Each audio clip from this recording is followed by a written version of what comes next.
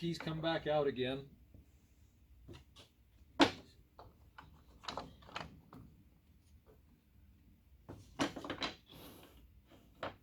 Because I don't want the lifter wires catching on these as I try to put the action back in.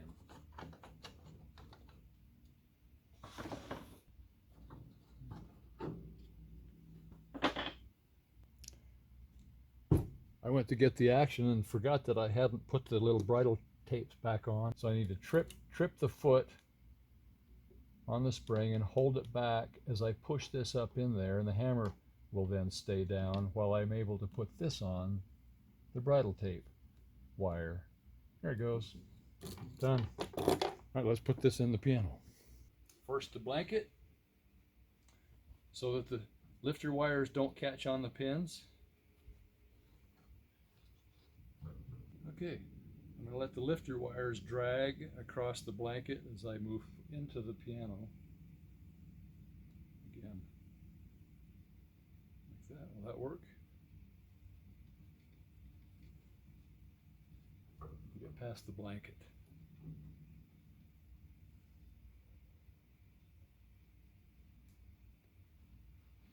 There.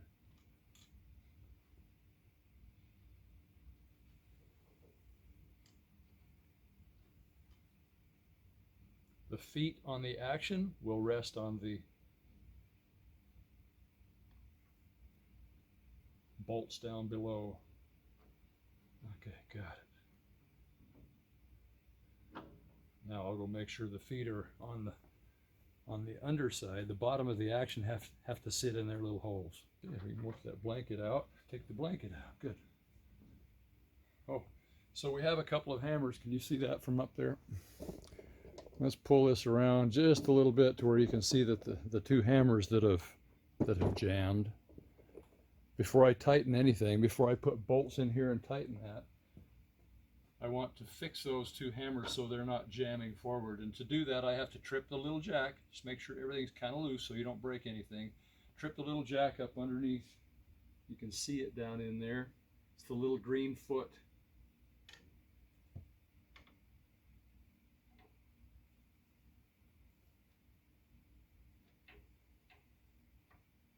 Okay, it didn't take much effort because things are loose. If it was really tight, you don't want to push too hard or you'll break the foot right off. Is that this one? Push on the little foot, and then that falls back in position. Oh, a couple of the bicord felts are not in their position. Don't want to tighten that up yet. Okay, now they're in position. Make sure all these are in position. Oops, there's one or two that aren't. Just wiggle them a little bit and they'll fall down in between the strings so you're not breaking anything. That looks great.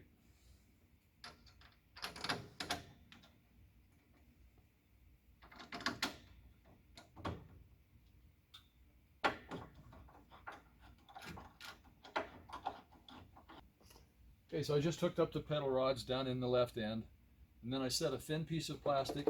This is just a yard sign I've set in here to hold these lifter wires back out of the way while we put the keys in. Otherwise, the clips catch and they won't go down right. They get all tangled up.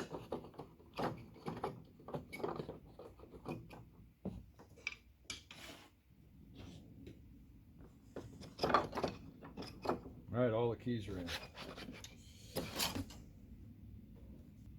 Next job is to clip all of these little guys on their retainers.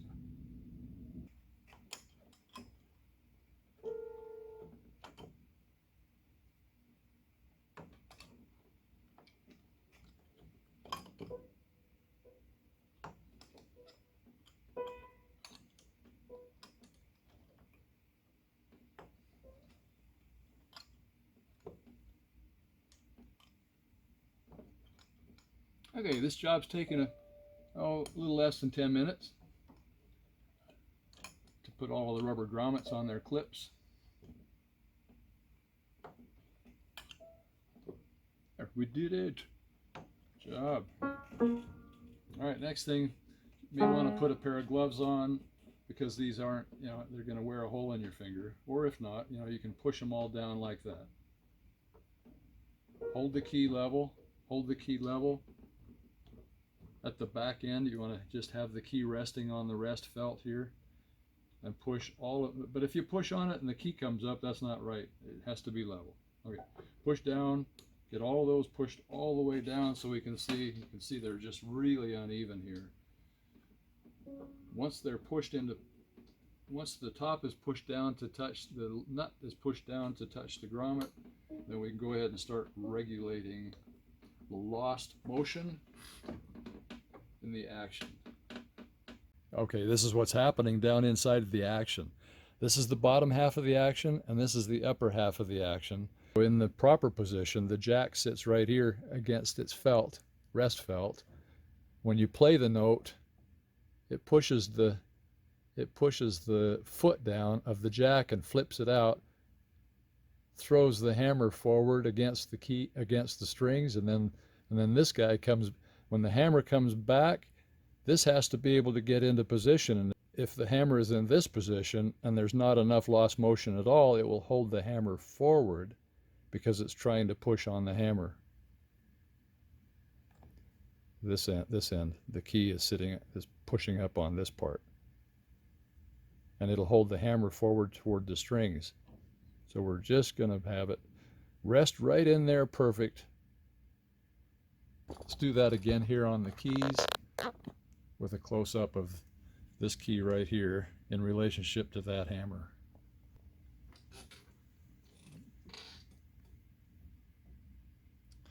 Okay, right now the hammer doesn't move, but the key just winks. It's hard to see, huh? That's all I want. I don't want very much, because if I screw it down too much, then it's holding the hammer forward. And if I loosen it too far and push it back down in there, you got to push those down every time you loosen it. Now I have too much wink or too much movement in the key, and it's not moving the hammer yet. So I'm going to tighten this back down. Still too much, tighten it back down.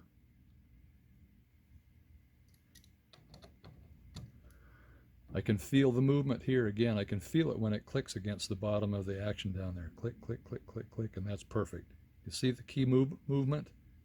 Just enough. All right, we'll do the entire action that way.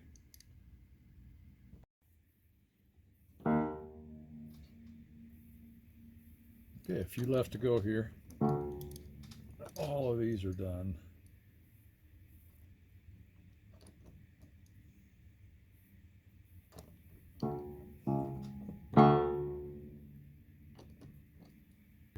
These three hammers are really bad.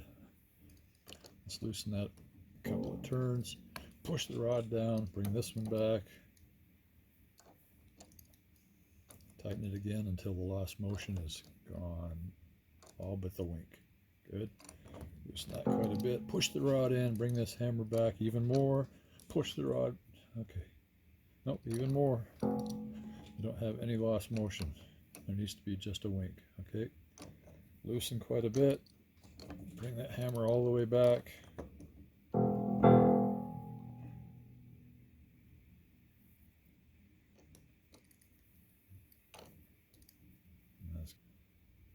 That's just slightly too much. Okay, not enough. The hammer might be at rest, but there's no lost motion, and there needs to be just a little bit of lost motion. Just that wink we were talking about, so the jack has room to get back under the hammer. Okay, you can see it move, but not very much, and that gives that jack enough room to get under the hammer. We have grunge on the keys. I haven't washed the keys down yet, but got the keys all cleaned up. All right, I'm going to do a little vacuuming in the bottom of the piano and put another tuning on it, see how it turned out. I've discovered that we have a broken string.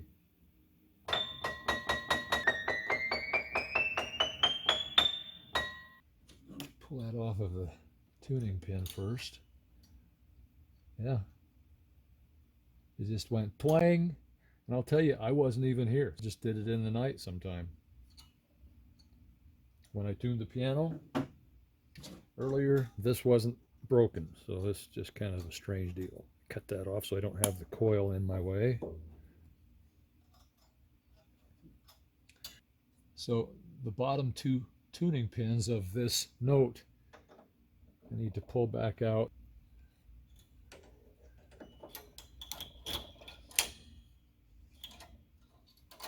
Now we can pull the whole thing out. While I have it out, I'm going to measure the thickness of the wire. 31 thousandths of an inch. 31 thousandths of an inch. Piano wire is named in a different number than the size of the thickness. So it's 31 thousandths of an inch, but it's piano wire 13 gauge. Just like tuning pins are not the same number as, you know, in the book when you order a a center pin, a hinge pin for the flanges.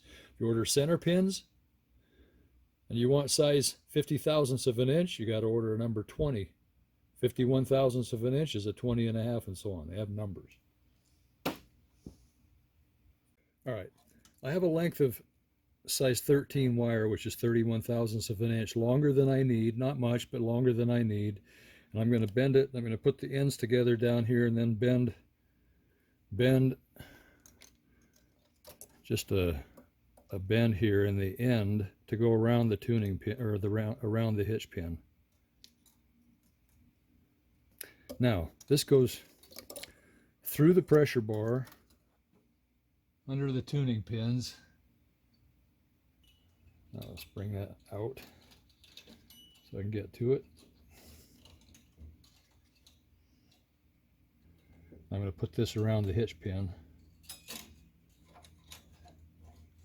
So the bottom of the wire, the bottom of the double wire is on the hitch, goes around the hitch pin. And now I'm going to take these. Now I need to determine which one is right and which one is left. That's right. It looks like we're straight. So the right one is right and the left one is left. The far left one goes to the middle tuning pin and the right one goes to the far bottom tuning pin. I'm going to take a hand's width of wire from the middle tuning pin on the left string and cut that off. That'll give me a coil big enough to wrap the middle tuning pin. Then I'm going to go from the bottom, same way, the bottom tuning pin, a hand's width, and snip that. And to keep them straight, I'm going to put a Beckett bend on the left one first. Put a right angle bend on that, about the thickness of the tuning pin. Okay, both of these tuning pins are going to come all the way out.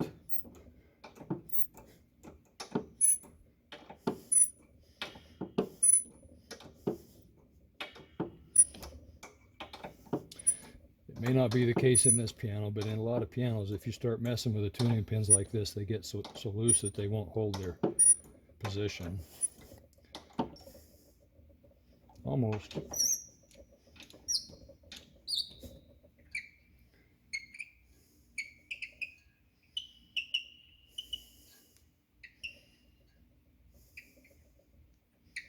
There we go. I could use a power tool.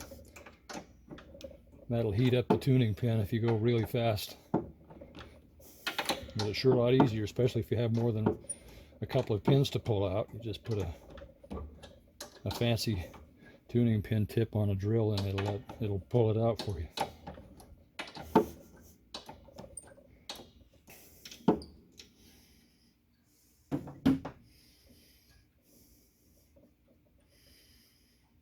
Okay, got that out. They're the same size. I backed up a little bit so you can see me working with the tools. I've got the Beckett on the left. I've removed the wire from the hitch pin so I can pull these out and work with them a little bit. Then we're going to set this in the tuning pin. Beckett is in the tuning pin.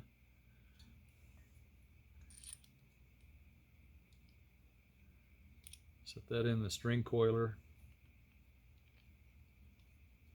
and create a coil on the tuning pin like that. 2.5 turns. That looks great. I'll mark that one, which one is left and which one is right, so I don't get confused. Mark that, just put a mark on it. Let's actually do this other one too. Back it always goes same direction, and I don't get confused.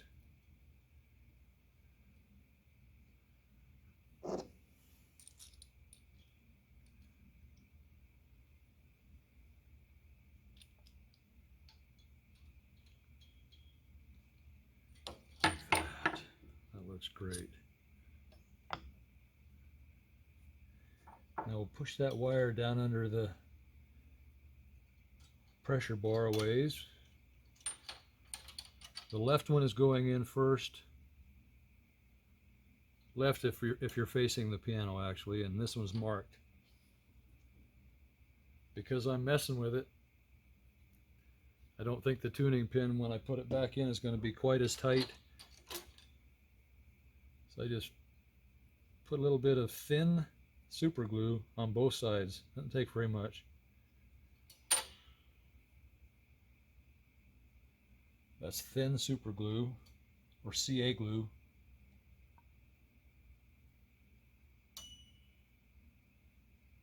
That goes in the middle one. Then we'll punch that in a ways for now. It punches in pretty easily.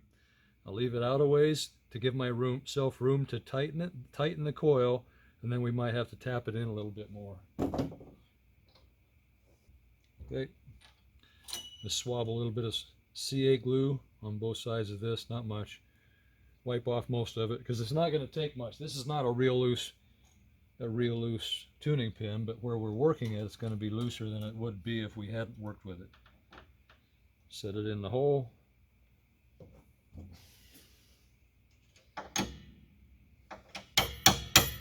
Bottom hole. That's about right. Okay, then we'll put the hitch pin back on. To help me do that, I'm using a regulating tool. You see, meant for bending spoons and things. I can reach way down in there and grab that wire and put it on the hitch pin.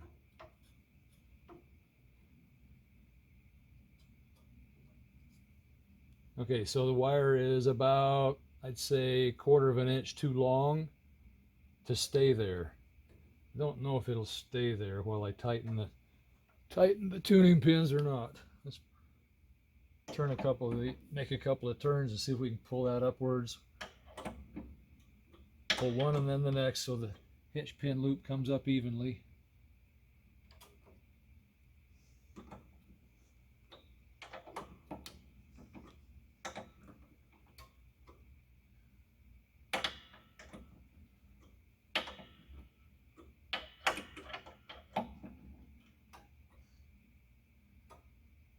Stay put now. Sounds like we're snug. Snug on the, yes, snug on the hitch pin. Next chore is to put the wire on the bridge pins. You have to zigzag between the bridge pins. And let's see where we're at. The beckets are really close together on both tuning pins. That's good.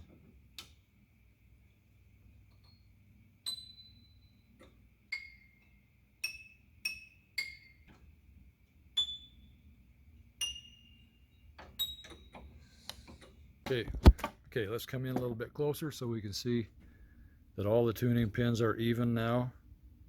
Get a focus. I didn't have to punch any of them. They just came into within tolerances of being even with the rest of them. They look really nice. You can see the hitch pins are zigzagged and the wire is hitched on the hitch pin down below. Did I say hitch pins or bridge pins? The bridge pins are in the middle and they're zigzagged. The hitch pin is way down below and everything looks good. What I still need to do is take the coil that goes around the hitch pin and knock it back against the plate.